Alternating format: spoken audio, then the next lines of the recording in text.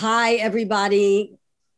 Thank you for joining us. My name is Patty Giggins. I'm the executive director at Peace Over Violence, and I also happen to be the founder of Denim Day, which is a sexual violence prevention education campaign that we have been fostering and publishing for now our 22nd year.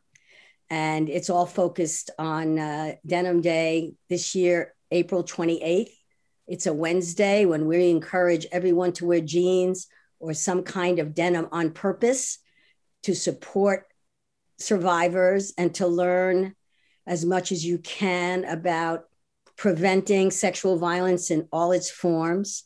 And I'm so glad to be here today with an old friend and now colleague, Debbie Eduardo, who's the superintendent at the LA County Board of Education. And we're going to talk about education. We're going to talk about sexual violence prevention education. And April is also declared nationally as Sexual Assault Awareness and Prevention Month. Hi, Debbie. Hi, and I'm so excited to join Patty Giggins. And, you know, she's so humble.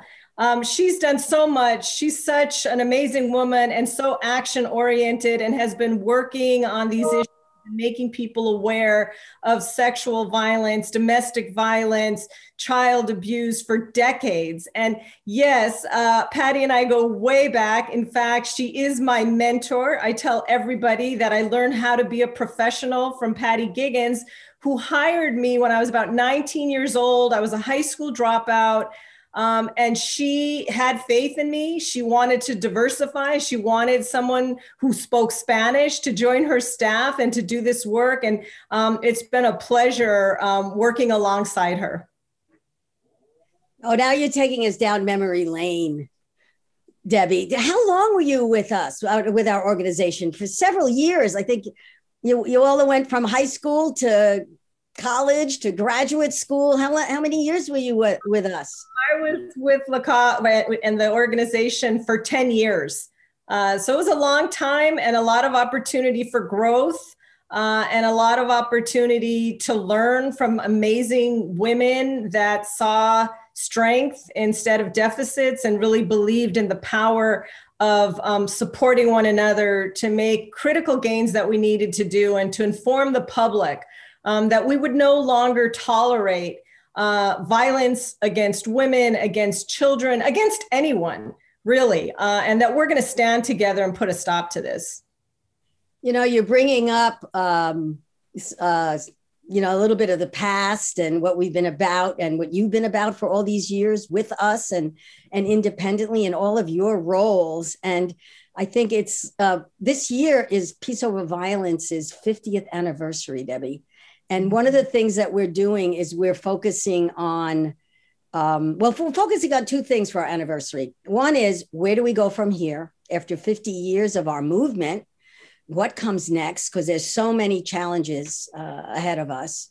And where are they now? Where are the people who've been part of this movement, who've been part of our organization? And you are certainly one of those folks who we never lost touch with. And we know where you are. You have such an important job, you know, in charge of educating so many children in our county in such a complex environment. So I just want to appreciate everything that you have done your entire life.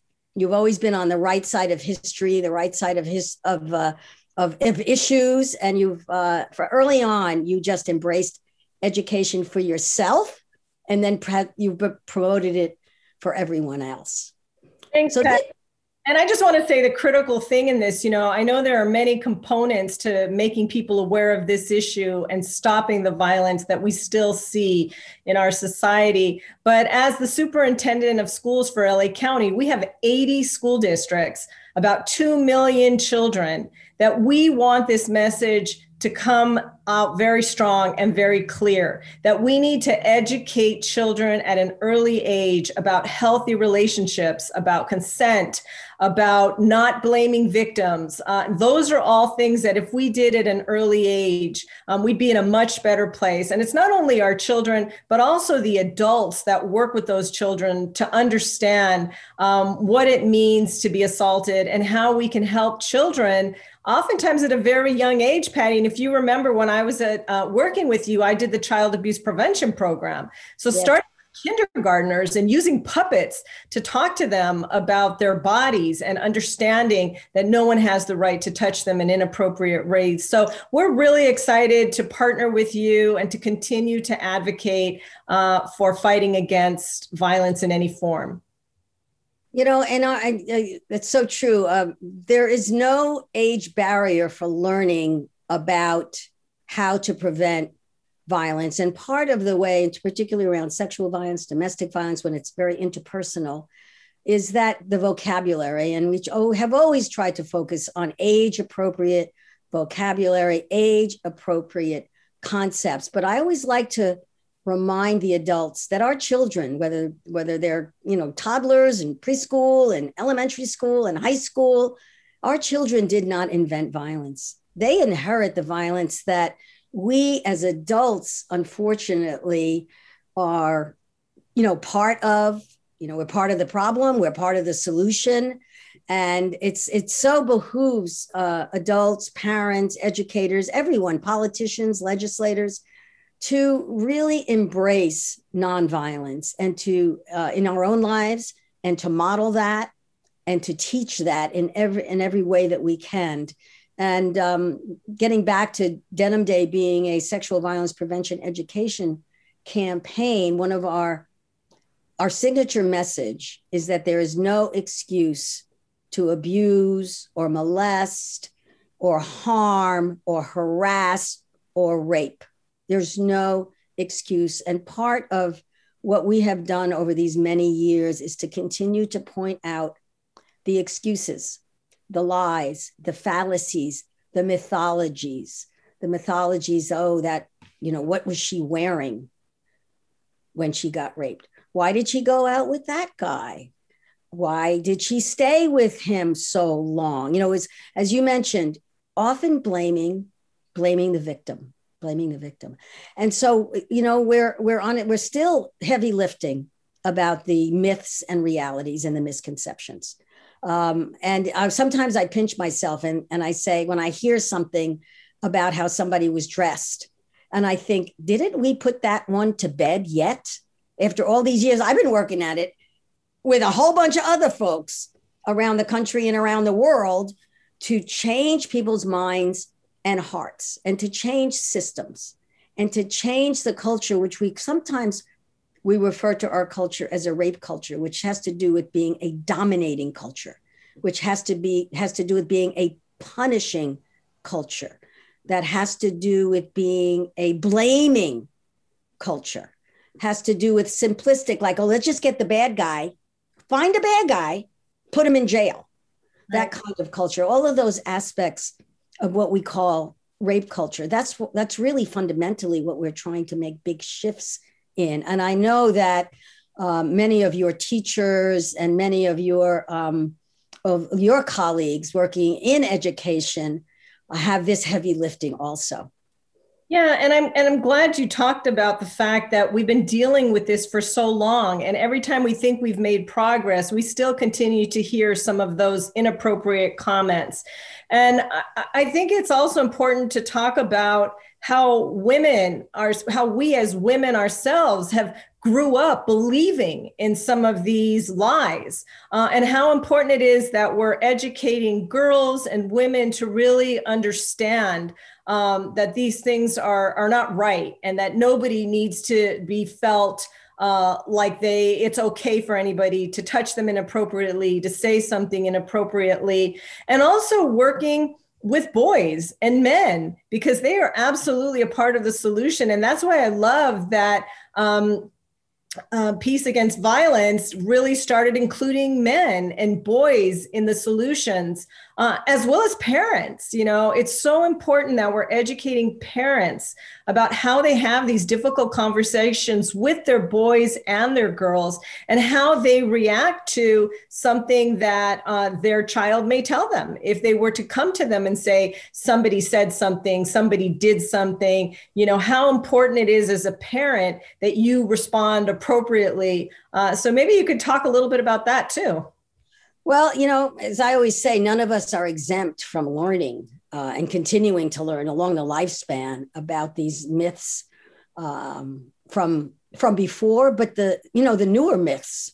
We create new ones along the way, right? And going back to how Denim Day got started when uh, more than 2 decades ago, there was a rape case in the Italian Supreme Court that got overturned.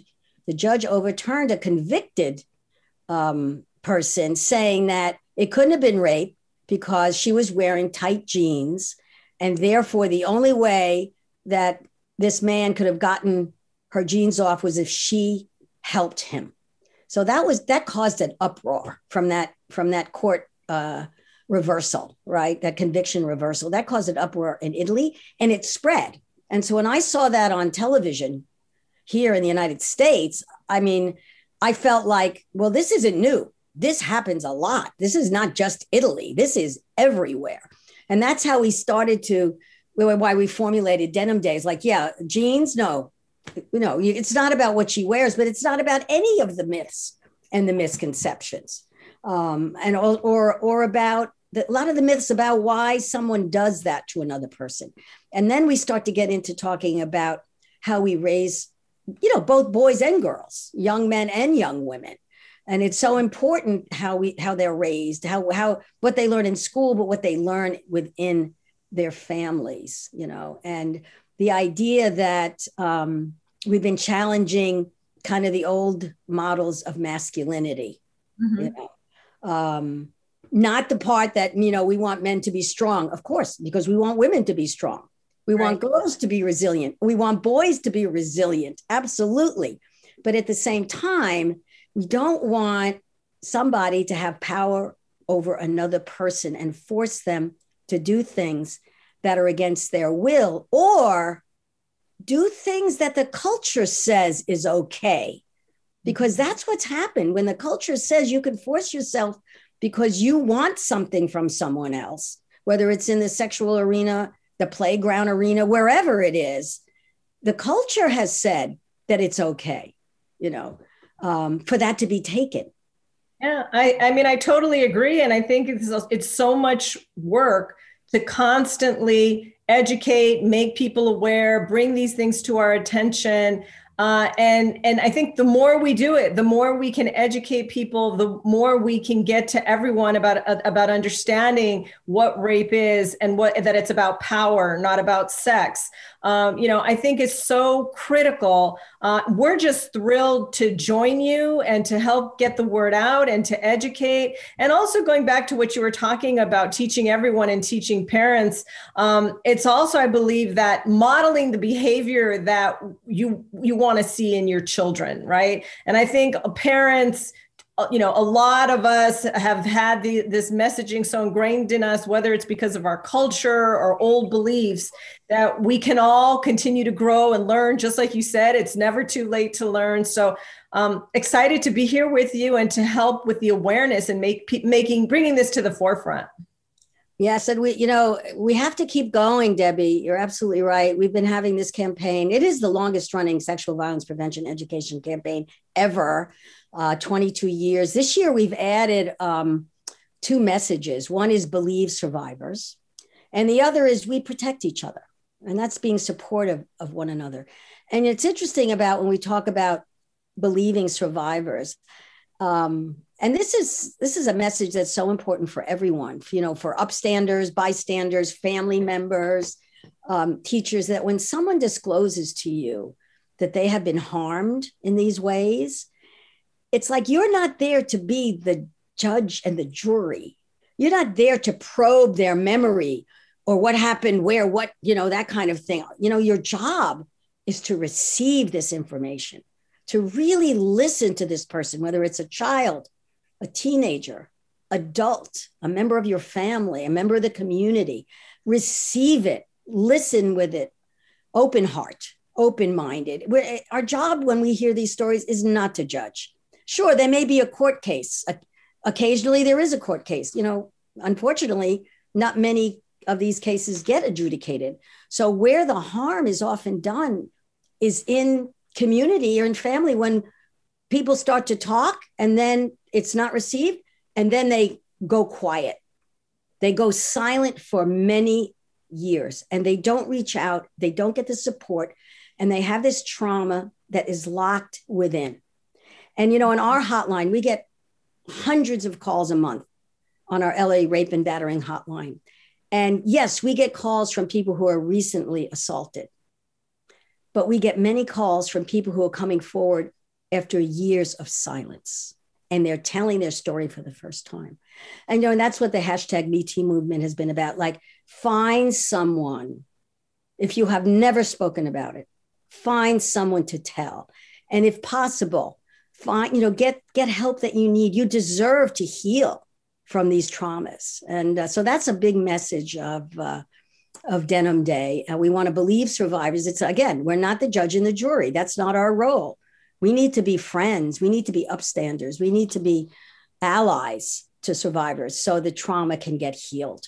That's so important, Patty. And I remember when I was working for you, talking to survivors of domestic violence or children who had experienced sexual or physical abuse and the shame that they felt and how critical it was to have someone just listen, to be there for them, to believe what they said and to let them know that it wasn't their fault. And you're right. I know, being a social worker myself, how many people I've spoken to who, if they told somebody their story and that person didn't believe them or didn't listen to them, how they just internalized it. And, for years and years and years have carried this pain of shame and feeling like they were the ones that did something wrong and decided never to tell anybody else because they wouldn't be believed. Yes, it's that's the hardest part, isn't it? It's that shame and that blame. It just compounds the trauma. It compounds the wound, right? And so it's so important that we create a culture where people can tell the truth about their life experience, about their lived experience. And, I think it's just so important for people to understand also that if it's not locked up inside of you, you can heal. People heal from the most amazing life things that happen to them. Life is not always easy. In fact, life is hard, and there's a lot to deal with and a lot to overcome. And that's where our message of we protect each other comes in for this year. Coming out of this pandemic, coming out of this extraordinary year where we've been cut off from each other, where we've lived in fear of, we don't want our loved ones to get sick. We don't want to get sick. We don't want our employees to get sick. And so this idea of, that's why you're looking behind me with the flowers on our motif for this year, these bouquets, this blossoming. We're coming out of the pandemic. Vaccinations are now being made available. We're going to eventually get to meet in person together again. But that also means that there could be opportunities for harm because people are more together. Not to say that there's not harm going on in households, because that's true. But there's just an opportunity now to let's think about protecting each other, being there for each other. Let's help heal the wounds from sexual and domestic violence and all the other wounds. Debbie, one of the things that POV has a thesis, and I'm sure you'll be interested in this as an educator. We've examined so many of the social harms: gun violence, gang violence, substance abuse, even some, unfortunately, the mass killings. And when you drill it down, sexual and domestic violence, child abuse is almost a source of the issue for all of the social issues. That sexual and domestic violence are present in the lives of the people who commit violence. And that's why we have to pay more attention to the people who are doing the harm. Yeah. And they deserve healing too, if we can catch it early enough. Absolutely. And one of the things that you talked about, during this pandemic, we know that reports of child abuse have declined significantly, almost by 50%. And so that's alarming because we know that children, when they're not in school around mandated reporters, you're going to have child abuse cases that are not identified and not reported. So I agree. I think that, home isn't always safe for everyone. And with the stress of a pandemic like this, I'm sure we've seen escalated violence in the homes. So I totally agree. Now is the time, as we're coming out of this, to believe, to protect, to honor, and to heal. So I'm just so grateful to you and the work that you've led for decades and decades, Patty. And we all need to stand for this and unite and do whatever we can to make people aware that we need to change. Yeah, thank you so much, Debbie. And I'm so glad to be in this positive struggle with you after so many years, and so appreciate your leadership on this issue and all, and on all the issues in terms of educating our young people. It's education is the key. Absolutely. So thank you so much for being part of the solution, as always. Thanks, Patty. And you keep on going because you're fierce and I don't think people can say no to you. So let's make sure we keep the work. Okay, thank you. And everybody, don't forget, wear your jeans on purpose with intentionality on Wednesday, April 28th, Denim Day. Millions of people will be joining us. Be one of those millions. Go to our website and get your swag. We have bucket hats, we have t-shirts, we have wonderful buttons, posters, and we have a terrific toolkit, how to get engaged, how to get involved. And that's denimdayinfo.org. Denimdayinfo.org is all the information you need to participate in Denim Day 2021. Awesome. Thanks so much, Patty. Take care. Thank you. Take care.